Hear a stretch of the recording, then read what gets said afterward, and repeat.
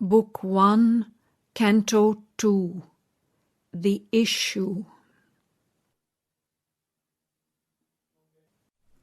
Till then, no mournful line had barred this ray. On the frail breast of this precarious earth, since her orbed sight in its breath-fastened house, opening in sympathy with happier stars, where life is not exposed to sorrowful change. Remembered beauty death-claimed lids ignore, and wondered at this world of fragile forms carried on canvas strips of shimmering time. The impunity of unborn mites was hers. Although she leaned to bear the human load, her walk kept still the measures of the gods. Earth's breath had failed to stain that brilliant glass. Unsmeared with the dust of our mortal atmosphere, it still reflected heaven's spiritual joy. Almost they saw who lived within her light, her playmate in the sempiternal spheres, descended from its unattainable realms in her attracting advent's luminous wake, the white fire dragon bird of endless bliss, drifting with burning wings above her days. Heaven's tranquil shield guarded the missioned child. A glowing orbit was her early term, years like gold raiment of the gods that pass. Her youth sat throned in calm felicity, but joy cannot endure until the end. There is a darkness in terrestrial things that will not suffer long too glad a note. On her too closed the inescapable hand. The armed immortal bore the snare of time. One dealt with her who meets the burdened great, assigner of the ordeal and the path, who chooses in this holocaust of the soul death, fall, and sorrow as the spirit's goads. The dubious Godhead with his torch of pain lit up the chasm of the unfinished world, and called her to fill with her vast self the abyss.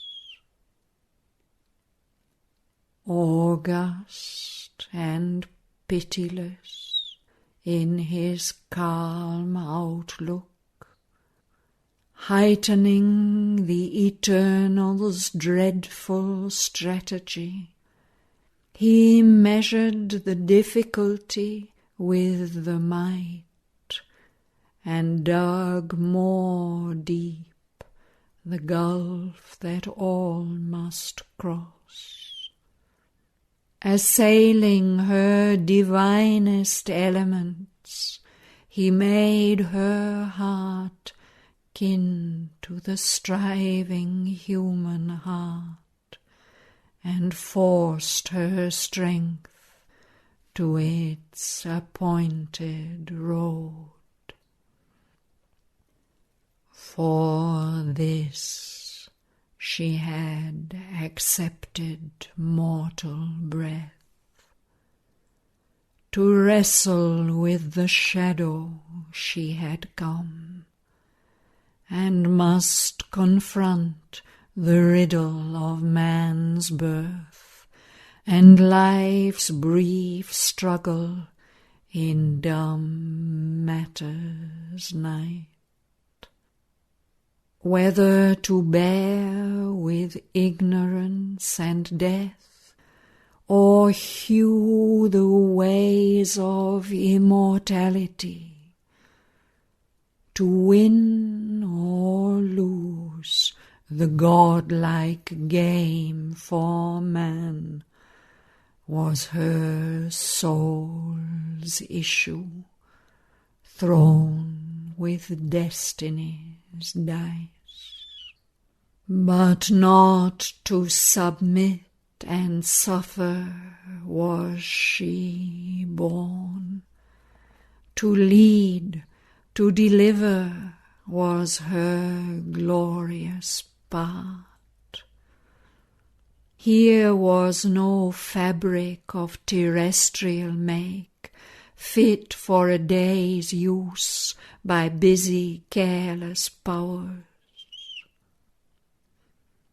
An image fluttering on the screen of fate, half animated for a passing show, or a castaway on the ocean of desire, flung to the eddies in a ruthless sport, and tossed along the gulfs of circumstance. A creature born to bend beneath the yoke, a chattel and a plaything of time's lords, or one more pawn who comes destined to be pushed one slow move forward on a measureless board in the chess play of the earth soul with doom. Such is the human figure drawn by time. A conscious frame was here, a self-born force. In this enigma of the dusk of God, this slow and strange, uneasy compromise of limiting nature with a limitless soul, where all must move between an ordered chance and an uncaring blind necessity. Too high the fire spiritual dare not blaze. If once it met the intense original flame, an answering touch might shatter all measures made, and earth sink down with the weight of the infinite. A jail is this immense material world. Across each road stands armed, a stone-eyed law. At every gate the huge dim sentinels pace, a grey tribunal of the ignorance, an inquisition of the priests of night in judgment sit on the adventurer soul, and the dual tables and the karmic norm restrain the Titan in us and the God. Pain with its lash, joy with its silver bribe, guard the wheel's circling immobility. A bond is put on the high climbing mind, a seal on the too large wide open heart. Death stays the journeying discoverer, life. Thus is the throne of the inconscient safe, while the tardy coilings of the eons pass, and the animal browses in the sacred fence, and the gold hawk can cross the skies no more. But one stood up and lit the limitless flame, arraigned by the dark power that hates all bliss, in the dark court where life must pay for joy. Sentenced by the mechanic justicer to the afflicting penalty of man's hopes, her head she bowed not to the stark decree, bearing her helpless heart to destiny's stroke. So bows and must the mind-born will in man, obedient to the statutes fixed of old, admitting without appeal the nether gods. In her the superhuman cast its seed, inapt to fold its mighty wings of dream.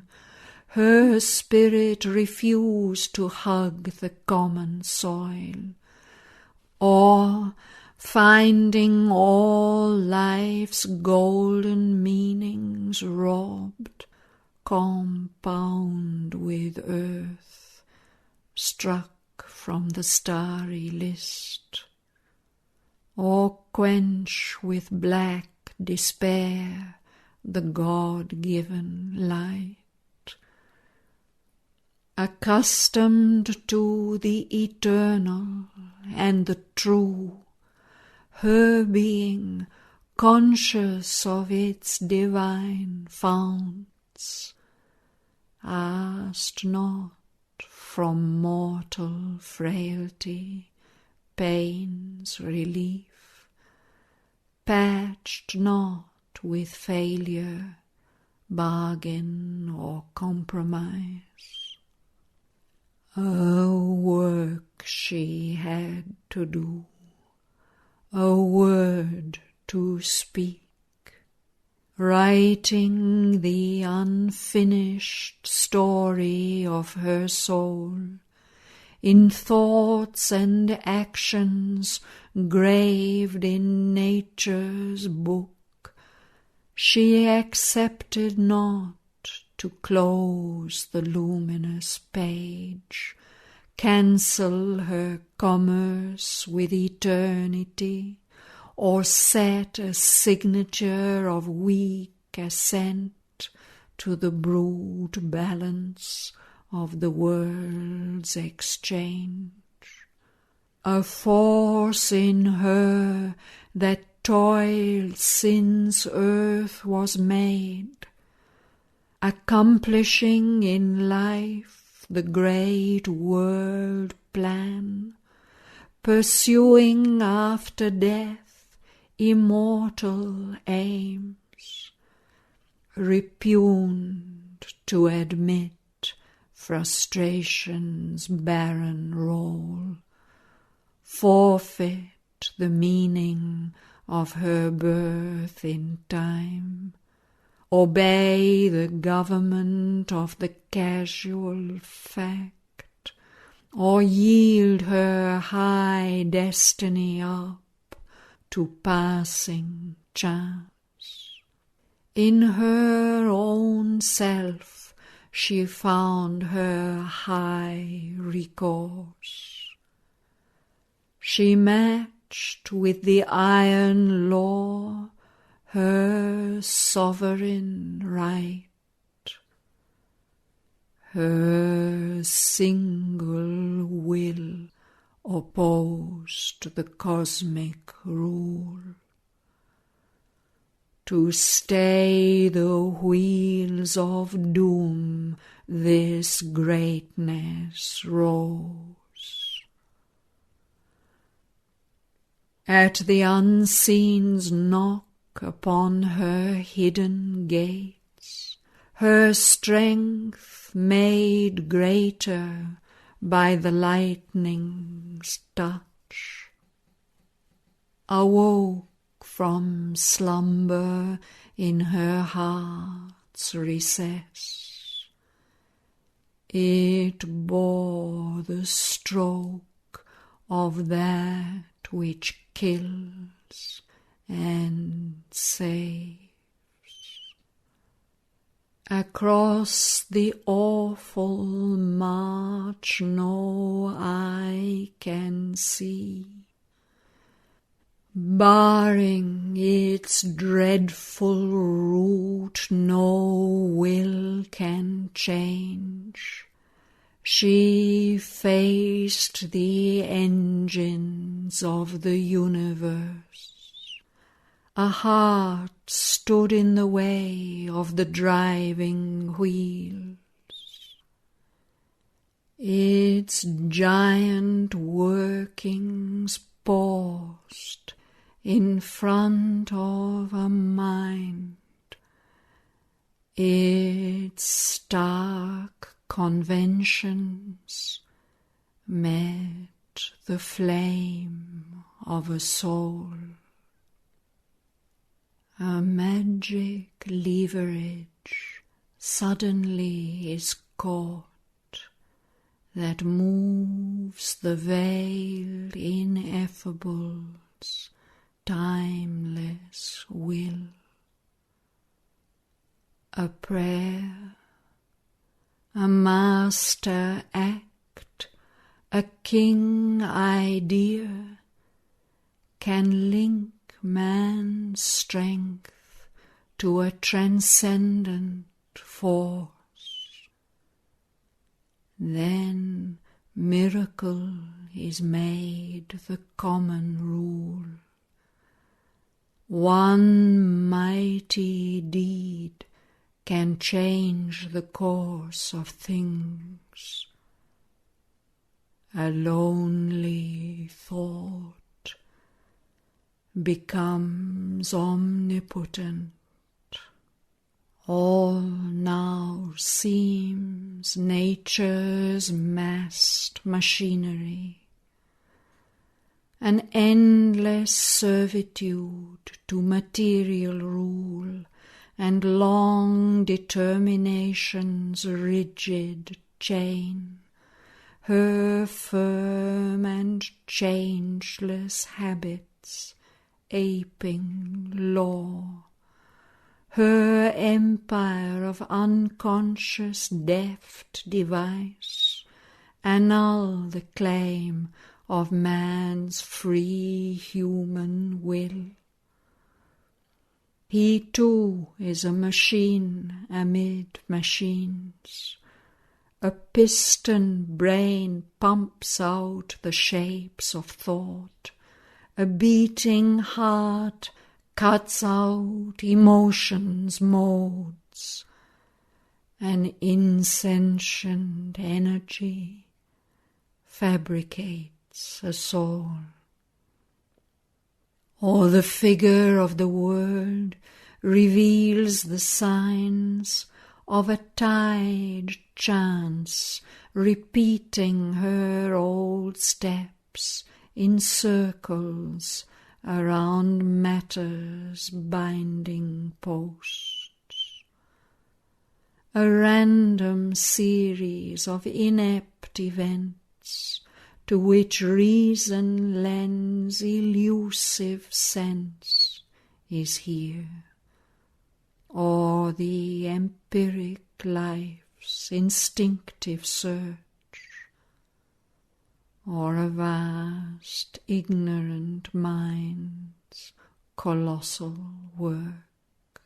But wisdom comes, and vision grows within. Then nature's instrument crowns himself her king. He feels his witnessing self and conscious power. His soul steps back and sees the light supreme. A Godhead stands behind the brute machine. This truth broke in a triumph of fire. A victory was won for God in man. The deity revealed its hidden face. The great world mother now in her arose.